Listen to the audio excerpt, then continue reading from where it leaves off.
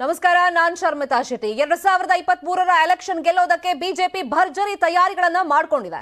Core committee ನಂತರ ವಿಶೇಷ ಕಾರ್ಯಕಾರಿಣಿ ಸಭೆ ಇವತ್ತು ನಡೀತಾ ಇದೆ ಅರಮನೆ ಮೈದಾನದಲ್ಲಿ. ಎಲೆಕ್ಷನ್ ಗೆಲ್ಲೋದಕ್ಕೆ ಬೇರೆ ಬೇರೆ ಭಾಗದಲ್ಲಿ ಬಿಎಲ್ ಸಂತೋಷ್ ಅಲ್ಲಿನ ಮುಖಂಡರನ್ನ ಕರೆದು ಸಭೆ ಮೇಲೆ ಸಭೆಯನ್ನ ನಡೆಸ್ತಾ ಇದ್ರು. ಇವತ್ತು ಅರಮನೆ ಮೈದಾನದಲ್ಲಿ ನಡೀತಾ ಇರುವಂತ ಕಾರ್ಯಕಾರಿಣಿಯಲ್ಲಿ ನಾಯಕರಿಗೆ ಬಿಎಲ್ ಸಂತೋಷ್ ಪಾಠ ಮಾಡ್ತಾ ಇದ್ದಾರೆ. ಕೆಲವೊಂದು ಟಿಪ್ಸ್ ಗಳನ್ನ ಹೇಳ್ತಾ ಇದ್ದಾರೆ. ಬಿಜೆಪಿ ರಾಷ್ಟ್ರೀಯ ಸಂಘಟನಾ ಪ್ರಧಾನ ಕಾರ್ಯದರ್ಶಿ ಸಂತೋಷ್ ಅವರು ಫುಲ್ ಆಕ್ಟಿವ್ ಆಗಿದ್ದಾರೆ. ಬಿಜೆಪಿ ಎಲೆಕ್ಷನ್ ಕಾರ್ಯಕ್ರಮಗಳಿಂದಾಗಿ ಏನೆಲ್ಲ ಪ್ರಯೋಜನಗಳ ಆಗಿದೆ ಅದ್ರ ಬಗ್ಗೆ ಪ್ರಮುಖವಾಗಿ ಚರ್ಚೆಯನ್ನ ಮಾಡ್ತಾ ಇದ್ದಾರೆ. ಇನ್ನು ಜನಸಂಕಲ್ಪ ಯಾತ್ರೆ ಇರಬಹುದು, ಜೊತೆಗೆ ಇತ್ತೀಚೆಗೆ ಬಿಜೆಪಿ ನಡೆಸಿದಂತ ಬೂತ್ ವಿಜಯ ಅಭಿಯಾನ ಇರಬಹುದು. ಈ ಯಾತ್ರೆ ಸಕ್ಸಸ್ ಯಾವ ತರ ಆಗಿದೆ, ಈಗ ಏನಾಗಿದೆ, ಮುಂದೆ ಏನೆಲ್ಲ ಕಾರ್ಯಕ್ರಮಗಳನ್ನ ಹಮ್ಮಿಕೊಳ್ಬೇಕು, ಬಿಜೆಪಿ ಪಕ್ಷದ ಕಡೆಯಿಂದ ಏನ್ ಮಾಡಬೇಕು ಅದ್ರ ಬಗ್ಗೆ ಚರ್ಚೆಯನ್ನ ನಡೆಸ್ತಾ ಇದ್ದಾರೆ. ಬೆಂಗಳೂರಿನ ಅರಮನೆ ಮೈದಾನದಲ್ಲಿ ಬಿಜೆಪಿ ಕಾರ್ಯಕಾರಿಣಿ ನಡೀತಾ ಇರೋದು. ಇನ್ನು ಕರ್ನಾಟಕವನ್ನ ಗೆಲ್ಲೋದಕ್ಕೆ ಬಿಜೆಪಿ ಹೈಕಮಾಂಡ್ ಮೆಗಾ ಪ್ಲಾನ್ ಅನ್ನ ಮಾಡಿದೆ. ರಾಜ್ಯ ಚುನಾವಣಾ ಉಸ್ತುವಾರಿಯಾಗಿ ಧರ್ಮೇಂದ್ರ ಪ್ರಧಾನ್ ಅವರನ್ನ ನೇಮಕ ಮಾಡಲಾಗಿದೆ. ಸಹ ಉಸ್ತುವಾರಿಯಾಗಿ ಅಣ್ಣಾಮಲೈಯನ್ನ ನೇಮಿಸಿ ಹೈಕಮಾಂಡ್ ಆದೇಶವನ್ನ ಹೊರಡಿಸಿದೆ. ಅದು ಇಮಿಡಿಯೇಟ್ ಆಗಿ ಜಾರಿಗೆ ಕೂಡ ಬಂದಿದೆ. ತಮಿಳುನಾಡು ಬಿಜೆಪಿ ರಾಜ್ಯಾಧ್ಯಕ್ಷರಾಗಿದ್ದಾರೆ ಅಣ್ಣಾಮಲೈ. ಕರ್ನಾಟಕದಲ್ಲಿ ಐಪಿಎಸ್ ಅಧಿಕಾರಿಯಾಗಿ ಹಲವಾರು ಜಿಲ್ಲೆಗಳಲ್ಲಿ ಸೇವೆ ಸಲ್ಲಿಸಿದ್ದಾರೆ. ಕರ್ನಾಟಕಕ್ಕೆ ಚಿರಪರಿಚಿತರು ಅಣ್ಣಾಮಲೈ. ಇನ್ನು ಕರ್ನಾಟಕ ರಾಜಕೀಯ ಹಾಗೇನೆ ಆಡಳಿತ ವ್ಯವಸ್ಥೆ ಬಗ್ಗೆ ಸಮಗ್ರ ಮಾಹಿತಿಯನ್ನ ಅಣ್ಣಾಮಲೈ ಹೊಂದಿದ್ದಾರೆ.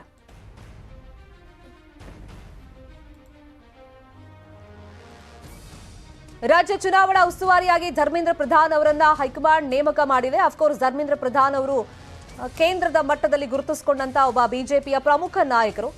ಈಗ ಕರ್ನಾಟಕದ ಜವಾಬ್ದಾರಿಯನ್ನ ರಾಜ್ಯ ಚುನಾವಣಾ ಉಸ್ತುವಾರಿಯಾಗಿ ಅವರನ್ನ ನೇಮಕ ಮಾಡಲಾಗಿದೆ. ಇಲ್ಲಿ ಯಾವ ತರ ಸ್ಟ್ರಾಟಜಿಯನ್ನ ಯೂಸ್ ಮಾಡ್ತಾರೆ ಅನ್ನೋದನ್ನ ನೋಡಬೇಕಾಗುತ್ತೆ. ಮತ್ತೊಮ್ಮೆ ಬಿಜೆಪಿ ಪಕ್ಷವನ್ನ ಅಧಿಕಾರದಲ್ಲಿ ಕೂರಿಸೋ ನಿಟ್ಟಿನಲ್ಲಿ ಇನ್ನೊಂದು ಕಡೆ ರಾಜ್ಯ ಚುನಾವಣಾ ಸಹ ಉಸ್ತುವಾರಿಯಾಗಿ ಅಣ್ಣಾಮಲೈ ಅವರನ್ನ ನೇಮಿಸಿ ಹೈಕಮಾಂಡ್ ಆದೇಶವನ್ನ ಹೊರಡಿಸಿದೆ. ಅಂದ್ರೆ ಕರ್ನಾಟಕವನ್ನ ಗೆಲ್ಲೋದಕ್ಕೆ ಬಿಜೆಪಿ ಹೈಕಮಾಂಡ್ ಮಾಸ್ಟರ್ ಪ್ಲಾನ್ಗಳನ್ನ ರೂಪಿಸಿಕೊಂಡಿದೆ. ಅದರಲ್ಲಿ ಇದು ಒಂದು ಪ್ಲಾನ್. ಇನ್ನು ಅಣ್ಣಾಮಲೈ ಯಾಕೆ ಅಂದ್ರೆ ಕರ್ನಾಟಕದಲ್ಲಿ ಐಪಿಎಸ್ ಅಧಿಕಾರಿ ಆಗಿದ್ದವರು, ಅವ್ರ ಹೆಸರು ಚಿರಪರಿಚಿತ, ಪೊಲೀಸ್ ಡಿಪಾರ್ಟ್ಮೆಂಟ್ ನಲ್ಲಿ ಅವರು ಇದ್ದಾಗ. ಇನ್ನು ಅವರಿಗೆ ನೋಡೋದಾದ್ರೆ ಕರ್ನಾಟಕ ರಾಜಕೀಯ ಜೊತೆಗೆ ಆಡಳಿತ ವ್ಯವಸ್ಥೆ ಬಗ್ಗೆ ಸಮಗ್ರ ಮಾಹಿತಿ ಇದೆ. ಎಟ್ ಪ್ರೆಸೆಂಟ್ ಅವರು ತಮಿಳುನಾಡಿನ ಬಿಜೆಪಿ ರಾಜ್ಯಾಧ್ಯಕ್ಷ, ಈಗ ಕರ್ನಾಟಕ ರಾಜ್ಯ ಚುನಾವಣಾ ಸಹ ಉಸ್ತುವಾರಿಯಾಗಿ. ಇನ್ನು ಧರ್ಮೇಂದ್ರ ಪ್ರಧಾನ್ ಅವರು ಈಗ ಅವರಿಗೆ ಸೌತ್ ನಲ್ಲಿ ಎಷ್ಟು ಐಡಿಯಾ ಇದೆ ಅನ್ನೋದನ್ನ ನೋಡ್ಬೇಕಾಗುತ್ತೆ. ಯಾಕಂದ್ರೆ ಪ್ರತಿಯೊಂದು ರಾಜ್ಯದಲ್ಲೂ ಚುನಾವಣೆಯನ್ನ ನಾವು ನೋಡೋದಾದ್ರೆ ಅದು ಬೇರೆ ಬೇರೆ ರೀತಿಯಲ್ಲಿ ಇರುತ್ತೆ. ಎಲ್ಲ ವಿಷಯವಾಗಿ ಮತ್ತಷ್ಟು ಮಾಹಿತಿಯನ್ನ ಕೊಡೋದಕ್ಕೆ ನೇರ ಸಂಪರ್ಕದಲ್ಲಿ ಜಾಯಿನ್ ಆಗಿದ್ದಾರೆ ನಮ್ಮ ಪೊಲಿಟಿಕಲ್ ಬ್ಯೂರೋ ರಿಪೋರ್ಟರ್ ಕೃಷ್ಣ. ಶತಾಯ ಗತಾಯ ಮತ್ತೊಮ್ಮೆ ಬಿಜೆಪಿಯನ್ನ ಅಧಿಕಾರದಲ್ಲಿ ಕೂರಿಸಲೇಬೇಕು ಅಂತ ಹೇಳಿ ಇಲ್ಲಿನ ನಾಯಕರು ಮತ್ತೆ ಹೈಕಮಾಂಡ್ ಮಟ್ಟದ ನಾಯಕರು ಒಂದಿಷ್ಟು ಪ್ಲಾನ್ಗಳನ್ನ ಮಾಡ್ಕೊಳ್ತಿದ್ದಾರೆ. ಅದರಲ್ಲಿ ಬಿಎಲ್ ಸಂತೋಷ್ ಅವರು ಬೇರೆ ಬೇರೆ ಕಡೆ ಹೋಗಿ ಸಭೆಗಳ ಮೇಲೆ ಸಭೆ ಮಾಡಿ ಇವತ್ತು ಕಾರ್ಯಕಾರಿಣಿ ಸಭೆ ಪ್ರಮುಖವಾಗಿ ಯಾವ ತರದ ಟಿಪ್ಸ್ ಅನ್ನ ಕೊಟ್ಟಿದ್ದಾರೆ ಅಂತ ಗೊತ್ತಾಗಿದೆ. ಮತ್ತೆ ಹೈಕಮಾಂಡ್ ಈಗ ಬೇರೆ ಬೇರೆ ರೀತಿಯಲ್ಲಿ ಪೋಸ್ಟ್ ಗಳನ್ನ ಕ್ರಿಯೇಟ್ ಮಾಡಿ ಅದಕ್ಕೆ ನೇಮಕ ಮಾಡ್ತಾ ಇದೆ. ಇದ್ರ ಹಿಂದಿನ ಸ್ಟ್ರಾಟಜೀಸ್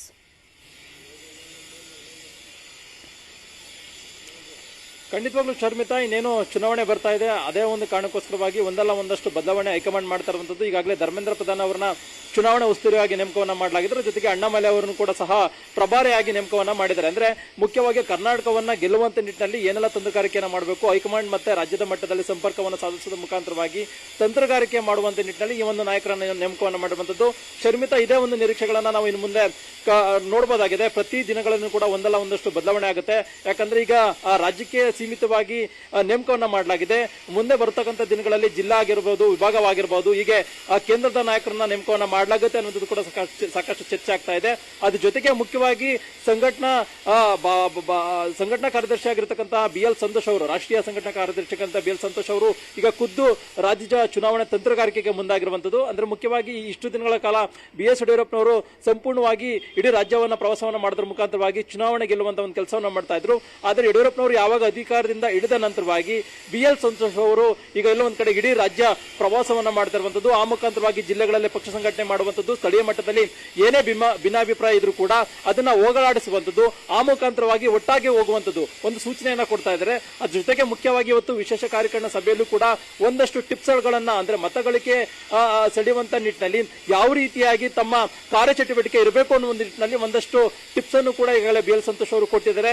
ಮುಖ್ಯವಾಗಿ ಕೇಂದ್ರದ ಪ್ರಹ್ಲಾದ್ ಜೋಶಿ ಆಗಿರ್ಬೋದು, ಮಾಜಿ ಮುಖ್ಯಮಂತ್ರಿ ಬಿ ಎಸ್ ಯಡಿಯೂರಪ್ಪ ಸೇರಿದಂತೆ ಪ್ರಮುಖವಾದಂತಹ ನಾಯಕರು ಈಗಾಗಲೇ ಕೇಂದ್ರ ಮತ್ತು ರಾಜ್ಯ ಸರ್ಕಾರದ ಯೋಜನೆಗಳನ್ನ ಸಮರ್ಪಕವಾಗಿ ಜನರಿಗೆ ತಲುಪಿಸುವಂತದ್ದು, ಆ ಮುಖಾಂತರವಾಗಿ ಈಗಾಗಲೇ ರಾಜ್ಯ ಸರ್ಕಾರದ ಫಲಾನುಭವಿಗಳು ಎಷ್ಟು ಸಂಖ್ಯೆಯಲ್ಲಿದ್ದಾರೆ ಅಂತವ್ರನ್ನ ಗುರುತಿಸೋದ್ರ ಮುಖಾಂತರವಾಗಿ ಅವ್ರನ್ನ ಸೆಳೆಯುವಂತದ್ದು, ಮತ್ತೆ ವಿವಿಧ ಸಮುದಾಯವನ್ನ ಯಾವ ರೀತಿಗೆ ಸೆಳೆಯಬೇಕು, ಅವರಿಗೆ ಯಾವ ರೀತಿಯಾಗಿ ಬೇಡಿಕೆಗಳನ್ನ ಸಮಸ್ಯೆಗಳನ್ನ ಪರಿಗಣಿಸೋದ್ರ ಮುಖಾಂತರವಾಗಿ ಅದನ್ನ ಈಡೇರಿಸೋದ್ರ ಮುಖಾಂತರವಾಗಿ ಅದನ್ನ ತೆಗೆದುಕೊಂಡು ಹೋಗಬೇಕು. ಹೀಗೆ ಒಂದಷ್ಟು ಸಲಹೆಗಳನ್ನ ಇವತ್ತು ಮುಖ್ಯವಾಗಿ ಕೊಟ್ಟಿರುವಂತದ್ದು. ಮತ್ತೆ ಬಿ ಎಲ್ ಸಂತೋಷ್ ಅವರು ಕೂಡ ಈಗಾಗಲೇ ಮಾಧ್ಯಮಗಳನ್ನ ಹೊರಗೆ ಕಳಿಸೋದ್ರ ಮುಖಾಂತರವಾಗಿ ರಹಸ್ಯವಾಗಿ ಒಂದಷ್ಟು ಸಲಹೆ ಸೂಚನೆಗಳನ್ನ ಕೊಡ್ತಾ ಇರುವಂತದ್ದು. ಅಂದ್ರೆ ಪದಾಧಿಕಾರಿಗಳಿಗೆ ಈಗಾಗಲೇ ಸುಮಾರು 500ಕ್ಕೂ ಹೆಚ್ಚು ಪದಾಧಿಕಾರಿಗಳು ವಿಶೇಷ ಕಾರ್ಯಕಾರಿಣಿ ಸಭೆಯಲ್ಲಿ ಭಾಗವಹಿಸಿರುವಂತದ್ದು. ಅಂದ್ರೆ ತಮ್ಮ ಭಾಗದಲ್ಲಿ ಯಾವ ರೀತಿಯಾಗಿ ಪಕ್ಷ ಸಂಘಟನೆಯನ್ನ ಮಾಡಬೇಕು ಮತ್ತೆ ಮತಗಳಿಕೆಯನ್ನ ಮಾಡಬೇಕು ಅನ್ನೋ ಒಂದಷ್ಟು ಕಾರ್ಯತಂತ್ರಗಳನ್ನ, ಅಂದ್ರೆ ಈಗಾಗಲೇ ಕಾಂಗ್ರೆಸ್ ಆಗಿರ್ಬೋದು ಮತ್ತೆ ಜೆಡಿಎಸ್ ನಾಯಕರುಗಳು ಜಿಲ್ಲಾ ಮಟ್ಟದಲ್ಲಿ ಕ್ಷೇತ್ರ ಮಟ್ಟದಲ್ಲಿ ಪ್ರವಾಸವನ್ನ ಮಾಡ್ತಾ ಇದ್ದಾರೆ, ಪ್ರಚಾರವನ್ನ ಮಾಡ್ತಾ ಇದ್ದಾರೆ. ಅದಕ್ಕೆ ಕೌಂಟರ್ ಕೊಡುವಂತ ನಿಟ್ಟಿನಲ್ಲಿ ಸ್ಥಳೀಯ ಮಟ್ಟದಿಂದನೇ ಬೂತ್ ಮಟ್ಟದಿಂದನೇ ಬಿಜೆಪಿಯನ್ನ ಬಲಪಡಿಸಿದ್ರೆ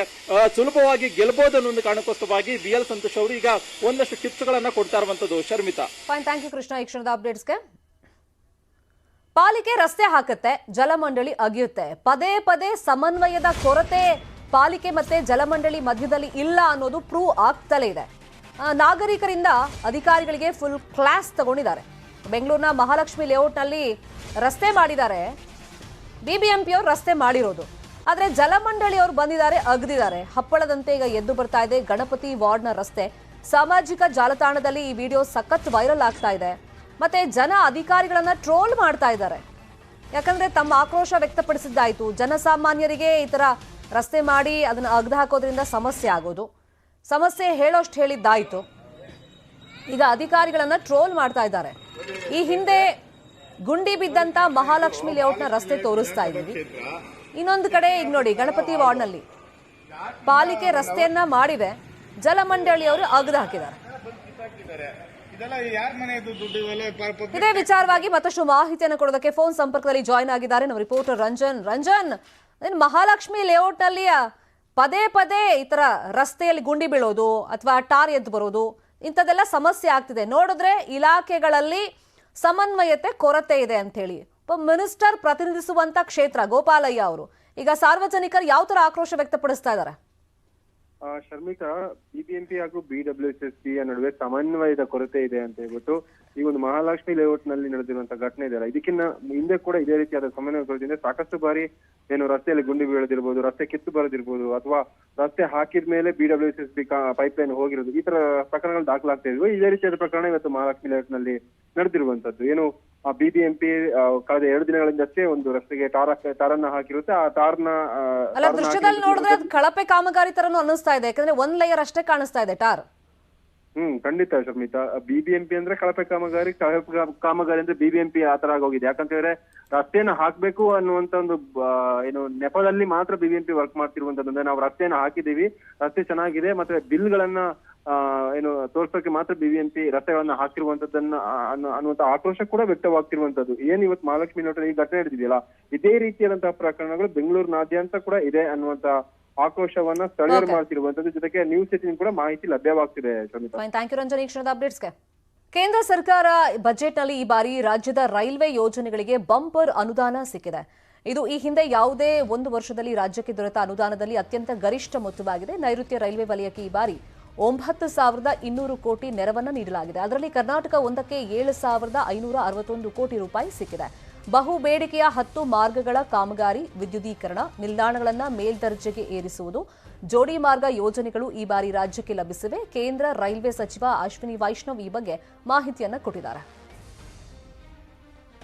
ಕರುನಾಡಿಗೆ ಬಂಪರ್ ಯಾವ ತರ ಸಿಕ್ಕಿದೆ ಕೇಂದ್ರ ಬಜೆಟ್ನಲ್ಲಿ ಅಂತ ನೋಡ್ಕೊಂಡು ಹೋಗೋದಾದ್ರೆ ನಾವು ಕೇಂದ್ರ ಬಜೆಟ್ನಲ್ಲಿ ನೈಋತ್ಯ ರೈಲ್ವೆಗೆ ಅಂತ ಹೇಳಿ 9,200 ಕೋಟಿ ಹಣವನ್ನು ನೀಡಲಾಗಿದೆ, ಮೀಸಲಿಡಲಾಗಿದೆ. ಅದರಲ್ಲಿ ಕರ್ನಾಟಕದ ಪಾಲು ಹೆಚ್ಚಳ ಇದೆ. ರಾಜ್ಯಕ್ಕೆ 7,561 ಕೋಟಿ ನೆರವನ್ನ ಈ ಬಾರಿ ನೀಡಲಾಗಿದೆ. ಅಂದ್ರೆ ರಾಜ್ಯಕ್ಕೆ ಸಿಕ್ಕಂತ ಗರಿಷ್ಠ ಮೊತ್ತ ಇದಾಗಿದೆ, ಅನುದಾನ ಇದಾಗಿದೆ. ಇನ್ನು 15 ನಿಲ್ದಾಣಗಳ ಉನ್ನತೀಕರಣಕ್ಕೆ ಒಪ್ಪಿಗೆಯನ್ನ ನೀಡಲಾಗಿದೆ. ಬೆಂಗಳೂರು ಸಬರ್ಬನ್ ರೈಲಿಗೆ 1,350 ಕೋಟಿ ಹಣವನ್ನು ಬಜೆಟ್ನಲ್ಲಿ ಮೀಸಲಿಡಲಾಗಿದೆ. ಇನ್ನು ನಾವು ಹಂಗೆ ನೋಡೋದಾದ್ರೆ ಈ ಹಿಂದಿನ ಸರ್ಕಾರ ಅಂದ್ರೆ ಯುಪಿಎ ಅವಧಿಯಲ್ಲಿ ಕರ್ನಾಟಕಕ್ಕೆ ವಾರ್ಷಿಕವಾಗಿ 835 ಕೋಟಿ ಹಣವನ್ನು ನೀಡಲಾಗ್ತಾ ಇತ್ತು.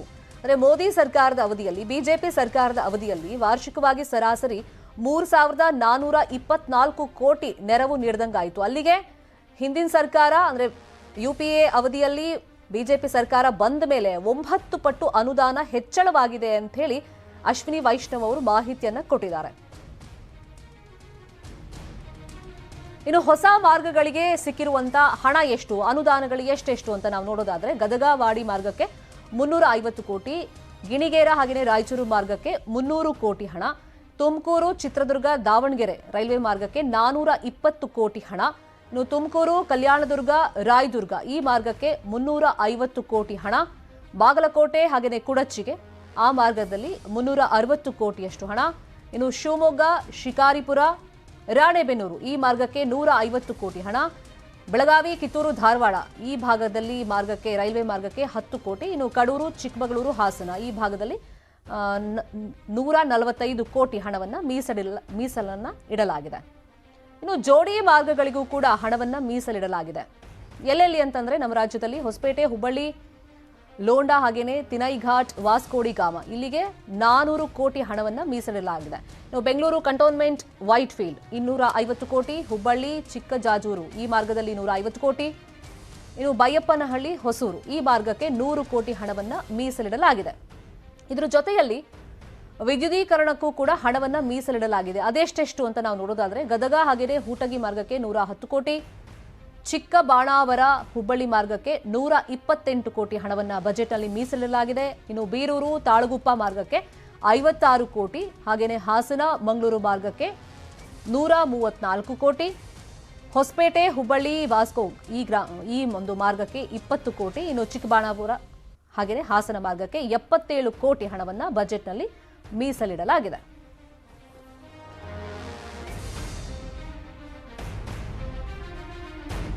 ಕೇಂದ್ರ ಬಜೆಟ್ನಲ್ಲಿ ನೈಋತ್ಯ ರೈಲ್ವೆಗೆ ಮ್ಯಾಕ್ಸಿಮಮ್ ಅಂದ್ರೆ 9,200 ಕೋಟಿ ಹಣ ಮೀಸಲಿಡಲಾಗಿದೆ. ಅದರಲ್ಲಿ ನಮ್ಮ ರಾಜ್ಯದ ಪಾಲೆ ಹೆಚ್ಚಳವಾಗಿರೋದು. ರಾಜ್ಯಕ್ಕೆ 7,561 ಕೋಟಿ ನೆರವು ಸಿಕ್ಕಿದೆ. ಇನ್ನು UPA ಅವಧಿಯಲ್ಲಿ ಕರ್ನಾಟಕಕ್ಕೆ ವಾರ್ಷಿಕವಾಗಿ 835 ಕೋಟಿ ಹಣ ಮೀಸಲಿಡಲಾಗ್ತಾ ಇತ್ತು. ಆದರೆ ಮೋದಿ ಸರ್ಕಾರದ ಅವಧಿಯಲ್ಲಿ ವಾರ್ಷಿಕವಾಗಿ 3,424. ಹಂಗೆ ಕಂಪೇರ್ ಮಾಡಿ ನಾವು ನೋಡೋದಾದ್ರೆ 9 ಪಟ್ಟು ಅನುದಾನ ಹೆಚ್ಚಳವನ್ನ ಮಾಡಲಾಗಿದೆ ಅನ್ನೋ ಮಾಹಿತಿಯನ್ನ ಅಶ್ವಿನಿ ವೈಷ್ಣವ್ ಅವರು ರೈಲ್ವೆ ಸಚಿವರು ಕೊಟ್ಟಿದ್ದಾರೆ.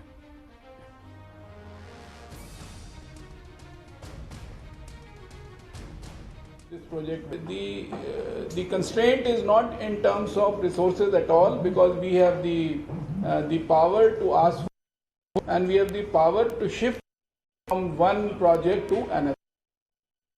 Welcome back. ಕಳ್ಳತನ ಮಾಡೋಕೆ ಬಂದ ನಾಯಿಗಳಿಗೆ ಹೆದರಿದ ಕಳ್ಳ ಬೈಕ್ ಹಾಗೇನೆ ಡ್ರಿಲ್ಲಿಂಗ್ ಮೆಷಿನ್ ಬಿಟ್ಟು ಪರಾರಿಯಾಗಿದ್ದಾನೆ.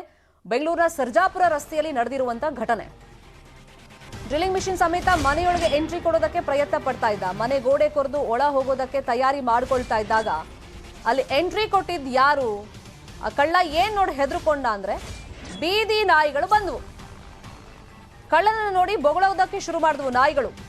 ಅಕ್ಕಪಕ್ಕದ ಮನೆಯವರು ಬರ್ತಾರೆ ಅಂತ ಗೊತ್ತಾದ ತಕ್ಷಣ ಕಳ್ಳ ಅಲ್ಲಿಂದ ಪರಾರಿಯಾಗಿದ್ದಾನೆ. ಬೈಕ್ ಹಾಗೇನೆ ಡ್ರಿಲ್ಲಿಂಗ್ ಮೆಷಿನ್ ಬಿಟ್ಟು ಸ್ಥಳದಿಂದ ಎಸ್ಕೇಪ್ ಆಗಿದ್ದಾನೆ. ಕಳ್ಳತನ ಮಾಡೋಕೆ ಬಂದ ಆಸಾಮಿಗೆ ಪೊಲೀಸರು ಹುಡುಕಾಟ ನಡೆಸ್ತಾ ಇದ್ದಾರೆ. CCTV ದೃಶ್ಯಾವಳಿಯನ್ನ ಪರಿಶೀಲನೆ ನಡೆಸಿ ಪೊಲೀಸರು ಆ ಕಳ್ಳನಿಗೋಸ್ಕರ ಶೋಧ ಕಾರ್ಯವನ್ನು ನಡೆಸ್ತಾ ಇದ್ದಾರೆ. ಇಲ್ಲಿ ಬೀದಿ ನಾಯಿಗಳು ಹೆಲ್ಪ್ ಮಾಡಿದ್ರಿಂದ ಅಂದ್ರೆ ಆ ಕಳ್ಳ ಬರ್ತಾನೆ ಡ್ರಿಲ್ಲಿಂಗ್ ಮಷೀನ್ ಇಂದ ಗೋಡೆ ಎಲ್ಲ ಕೊರಿತಾ ಇದ್ನಲ್ಲ, ಆ ಟೈಮ್ನಲ್ಲಿ ನಾಯಿಗಳು ಅಲರ್ಟ್ ಆಗ್ತವೆ, ಬೊಗಳೋದಕ್ಕೆ ಶುರು ಮಾಡ್ತವೆ. ಆ ಕಳ್ಳ ಅಲ್ಲಿಂದ ಎಸ್ಕೇಪ್ ಆಗ್ತಾನೆ. ಇದೇ ವಿಚಾರವಾಗಿ ಮತ್ತಷ್ಟು ಮಾಹಿತಿಯನ್ನು ನೀಡೋದಕ್ಕೆ ಫೋನ್ ಸಂಪರ್ಕದಲ್ಲಿ ಜಾಯಿನ್ ಆಗಿದ್ದಾರೆ ನಮ್ಮ ರಿಪೋರ್ಟರ್ ಮುನಿರಾಜು.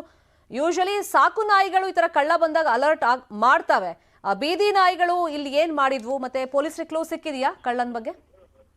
ಶರ್ಮಿತಾ, ಈಗಾಗಲೇ ಆ ಒಂದು ಕಳ್ಳನ ಬಗ್ಗೆ ಪೊಲೀಸರು ಒಂದು ಹುಡುಕಾಟವನ್ನ ಮಾಡ್ತಾ ಇದ್ದಾರೆ. ಏನು ಸರ್ಜಾಪುರ ರಸ್ತೆ ಕೊಡತಿ ಬಳಿ ಈ ಒಂದು ಘಟನೆ ಆಗಿರುತ್ತದೆ. 2ನೇ ತಾರೀಕು ರಾತ್ರಿ ಸುಮಾರು 8 ಗಂಟೆ ಮತ್ತೆ 10 ಗಂಟೆ ಸುಮಾರಿಗೆ 2 ಬಾರಿ ಆತ ಒಂದು ಕಳ್ಳತನಕ್ಕೆ ಬರ್ತಾನೆ. ಆದ್ರೆ 10 ಗಂಟೆ ಸುಮಾರಿಗೆ ಬಂದ ಸಂದರ್ಭದಲ್ಲಿ ಮನೆಯ ಒಂದು ಗೋಡೆಯನ್ನು ಕೊರೆದು ಒಳಗಡೆ ಒಂದು ಎಂಟ್ರಿ ಆಗ್ಬೇಕು ಅನ್ನೋ ಸಂದರ್ಭದಲ್ಲಿ ಬೀದಿ ನಾಯಿಗಳು ಆತನ ಒಂದು ಚಲನವಲನ ಅಬ್ಸರ್ವ್ ಮಾಡಿ ಅಲ್ಲಿ ಬೊಗಳೋದಕ್ಕೆ ಶುರು ಮಾಡ್ತವೆ.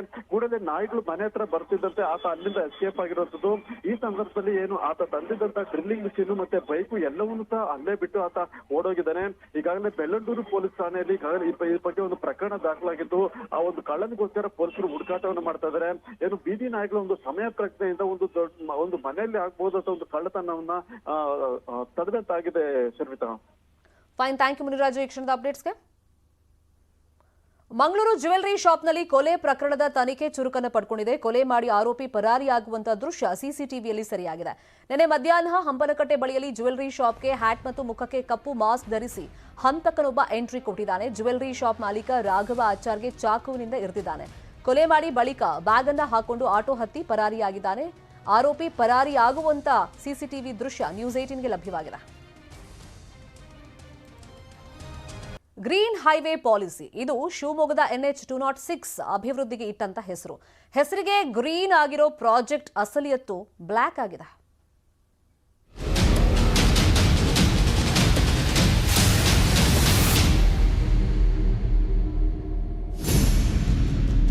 ಇದು ಶಿವಮೊಗ್ಗದ ಹೈವೇ ರಸ್ತೆಯ ಕಥೆ ವ್ಯಥೆ. ರಸ್ತೆ ಅಗಲೀಕರಣದ ಹೆಸರಲ್ಲಿ ನಡೆದಿರೋ ಮರಗಳ ಮಾರಣಹೋಮ. NH 206 ನಲ್ಲಿ 4 ಪಥಗಳ ಗ್ರೀನ್ ಹೈವೇ ಪಾಲಿಸಿ ಅಭಿವೃದ್ಧಿ ಕಾರ್ಯ. 15 ದಿವಸದಿಂದ ಸುಮಾರು 23 ಮರಗಳನ್ನು ಕಡಿದಾಕಿದ್ದಾರೆ. ನಾವು ಫಾರೆಸ್ಟ್ ಇಲಾಖೆಗೆ, ಅರಣ್ಯ ಇಲಾಖೆಗೆ ಕಂಪ್ಲೇಂಟನ್ನು ಕೊಟ್ಬಿಟ್ಟು ಆ ಮರಗಳ ಬಗ್ಗೆ FIR ಅನ್ನು ದಾಖಲೆ ಮಾಡಿ ಮುಂದೆ ಇಂಥ ಶಿಫ್ಟ್ ಮಾಡಬೇಕಾದ ಮರಗಳನ್ನು ಕಡಿಬೇಡ ಅಂತ ಹೇಳಿ ಒಪ್ತಾ ಇದ್ರೆ ನಾವು ಮುಂದಿನ ಕಾನೂನು ಹೋರಾಟವನ್ನು ಮಾಡ್ತೇವೆ. 25 ಕೋಟಿ ಹಣ ಗುಳುಂ ಮಾಡಿದ್ರ ಗುತ್ತಿಗೆದಾರರು. 1% ಹಣ, 224 ಗಿಡ, ಎರಡೂ ನಾಪತ್ತೆ.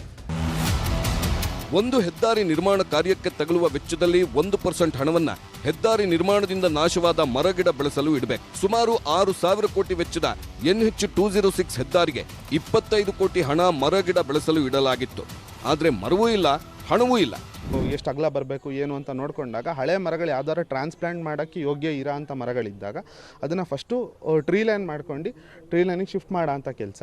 ಮತ್ತು ನ್ಯಾಷನಲ್ ಹೈವೇ ಪ್ರಾಜೆಕ್ಟ್ ಮುಗಿತಾ ಇದೆ ಅಂತ ಸಂದರ್ಭದಲ್ಲಿ ರಸ್ತೆ ಇಕ್ಕೆಲಗಳಲ್ಲಿ ಅವರು ವಾಪಸ್ಸು ಅಲ್ಲಿಗೆ ಸೂಟಬಲ್ ಆಗಿರುವಂಥ ಗಿಡ ಮರಗಳನ್ನ ನೆಡಬೇಕು. ಇದು ಕೇವಲ ಶಿವಮೊಗ್ಗದ ಕಥೆಯಲ್ಲ.